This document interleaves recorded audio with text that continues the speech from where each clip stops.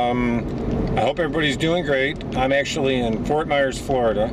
I'm on McGregor Boulevard. I'm going to be turning on Colonial, getting on the 75. I'm going to be going north, but I hope everybody's doing great today and feeling good and everything else. It is pretty warm out tonight, 95 degrees, and it is nice out here today. It's 5/23 Thursday, and Chabela. I hope everybody's doing good. You know, it's really, this drive-by, I'm going to talk a little bit about tech support companies. Now, when you hear everything from Trump, and we're talking about, you know, when Trump says it about outsourcing jobs and everything, and yes, there is. Look at that truck, how high that is. Cool. It's friggin' ridiculous because they are outsourcing everything. You know, I do a lot of service work, okay? You know, today I was on 2 service calls. Yesterday I was on 2 service calls. The day before that I was on 2 service calls. So I do a lot of service calls. I guess I'm a whore. I work for multiple companies doing service calls. I know the system. I know how the system plays. You know, I know about waiting on hold and getting paid and all that shit. So I kind of know what the system's like. And so I've been around the block a few times. I'm not a spring chicken.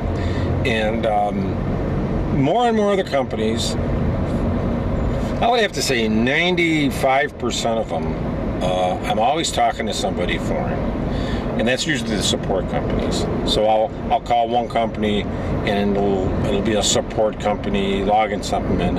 They're all done overseas, and I even ask people, hey, where are you? When I do HP stuff, they say, oh, you know, we're in Costa Rica. I says, really? And when I talk to Dell, they say, we're in India. And when I talk to NCR, they say, we're in Serbia. And then when I ask, you know, this other company I work for, some smaller ones, 5 or 6 of them, they're all like in different parts of the country, Albania, India. I would say probably that most of them are like in Costa Rica and India. So they're all over the place. And, you know, it's ridiculous. They're building giant, beautiful call centers in these other countries, built multi-million-dollar call centers, giant, big ones, and it's just, it's unfathomable, you know, how they do this, and all the jobs. Look how beautiful this is. Can you see the trees? Let me try to zoom out a little. Okay, you're gonna get my. Look at that. See those trees? This looks a lot like Miami. See all these trees on the left and the right? Isn't that beautiful? It has some gorgeous scenery. I've always thought this is probably one of the most beautiful stretches with all these palm trees to the left and to the right. It just looks so gorgeous, doesn't it? I'll give you a shot there of it, a little better shot. But isn't that gorgeous? And there is actually, I think, what's over here? Some kind of museum or something. It's what is it? There's something, I think we might have already passed it. But anyway, isn't that beautiful? And all those palms there are not native to Florida. Okay. The only thing that's native to Florida are the, there's a certain kind of palm tree. The name slips my mind now, but most palm trees are not native. They're the ones here on the left. You see those big giant ones? Those are native. But the real thin ones, like sable plums, and when you see in the distance here, these real fancy ones on the left, and some of the ones right on the right, you see those are not native to Florida. They actually, they bring them in here. So those are not native to Florida. But the big cabbage palms are. Those are natives to Florida. Those look totally different. Cabbage palm is like right there. See that big one? Those big ones on the fence. Not these tall, thin ones. The ones with the tall gray stalks are not. I think those are sable palms or something. And I think they're from like Asia, or Costa Rica, or something like that. But anyway, so let's get back on our discussion here. You see so many companies now moving overseas. It's ridiculous. And you know, it never made sense to me. You make a product in the United States, you manufacture it overseas, you send all your support overseas, you have technicians out here you hire because you have to, you know, and you don't pay them much and they go out and replace the parts. But all your profits, you know, going to some fat cat on his boat, David Dell or whoever, and Dell computers, I'm telling you, that's one of them.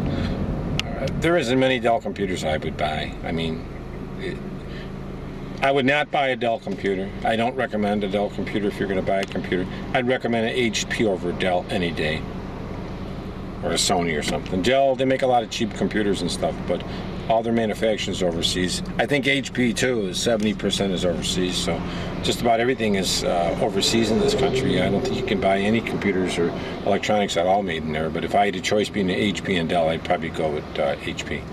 But yeah, it's really crazy. But I wanted to bring that up, and that's just something about tech support. And I know this firsthand because I work for I do tech support for a living, so I know. And I'm always talking on the phone, and everybody's got a foreign accent.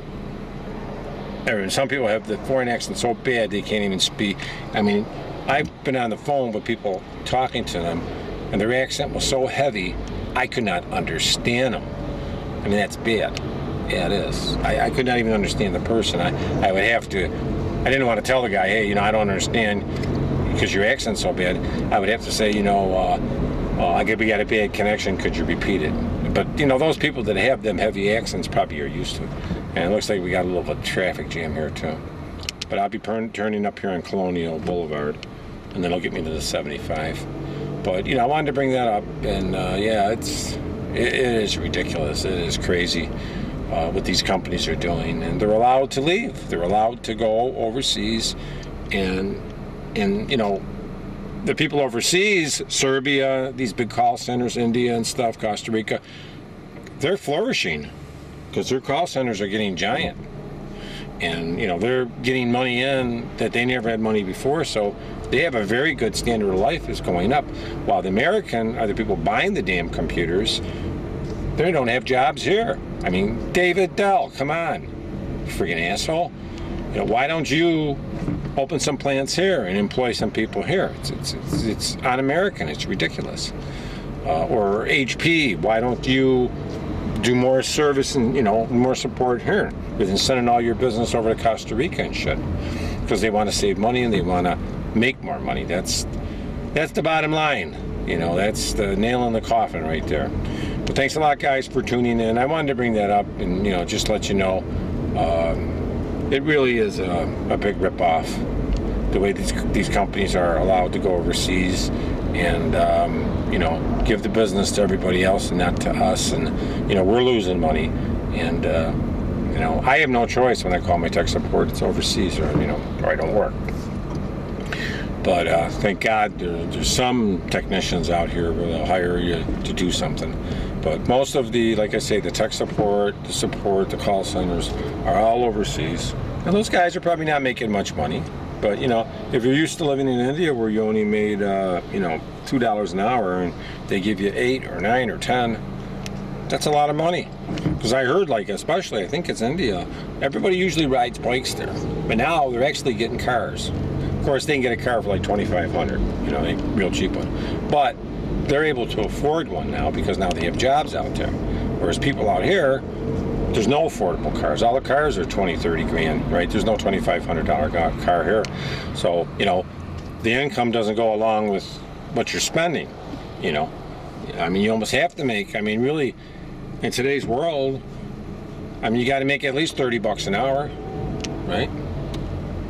You should be making at least $30 an hour, but by 40 hours, you figure that's $1,200 a week. You got to make at least, that's $4,000. That's, you got to make 50 grand a year. If you're single, maybe less, but you got to make that. Out there in those countries, they don't care.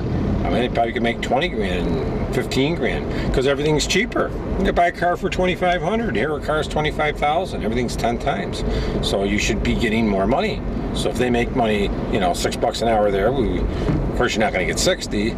But like I say, really $30 is, probably the minimum for, a livable wage. And if you got a family, you got to be making maybe $50 an hour at least, If you're doing contracting, you can make less. You can make 40 because there's not a lot of stuff comes out of it, and there's ways to do multiple jobs and stuff. But if you're working for a person, you gotta make.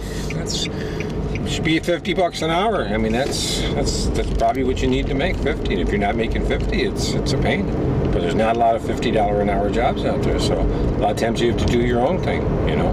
But yeah, I wanted to bring that up, and I'm on Colonial Boulevard now. I just got to turn over here so I don't end up in over there. But there's some more pretty palm trees, but like I say, those are not native to Florida. All those big ones. I think they're sable palms. All right, thanks a lot, guys. Have a great day, and God bless you.